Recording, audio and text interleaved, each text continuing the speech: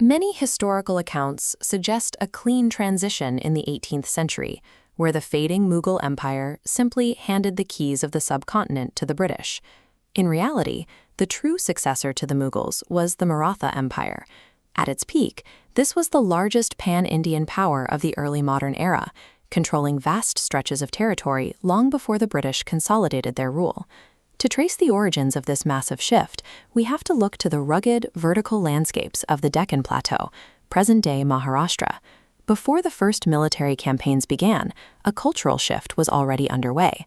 Local saints began translating elite Sanskrit philosophy into Marathi, the accessible native language of the region.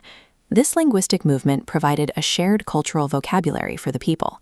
It created a sense of unified identity that transformed a group of independent communities into a mobilized political force. Chhatrapati Shivaji was only 16 when he began leveraging this unified identity to launch his first military strikes. His early strategy was remarkably focused. He identified neglected and unoccupied mountain outposts, capturing and fortifying them to build a regional power base that was nearly impossible to dislodge. Every campaign was guided by a single fierce vision, Swarajya, the ideal of sovereign self-governance by the people of the land. The challenge was scale. How did a localized movement for self-rule systematically expand to dominate an entire subcontinent? Mastery of the mountain fort was the foundation of the Maratha military machine. Finance Minister Ramachandra Pant Amacha described these structures as the core of the state. As we see here at Rajgad, the stone fortifications weren't just built on the mountains, they were fused into the vertical cliffs. This network of high-altitude infrastructure allowed the Marathas to fight on their own terms. They used the height to monitor enemy movements and launch mobile guerrilla strikes against much larger, slower-moving armies. When the Mughal Emperor Aurangzeb launched his decades-long invasion, the state survived by retreating into this defensive web, forcing the invaders into an exhausting war of attrition they couldn't win. By integrating their defenses into the natural Deccan landscape, the Marathas converted geography into a force multiplier that systematically neutralized the Mughal military advantage. Rapid expansion required a shift from purely military conquest to a highly adaptive system of administration. The rigid, centralized rule of the early years eventually gave way to a decentralized power structure designed to manage territories thousands of miles apart. Power was delegated to prime ministers, known as Peshwas.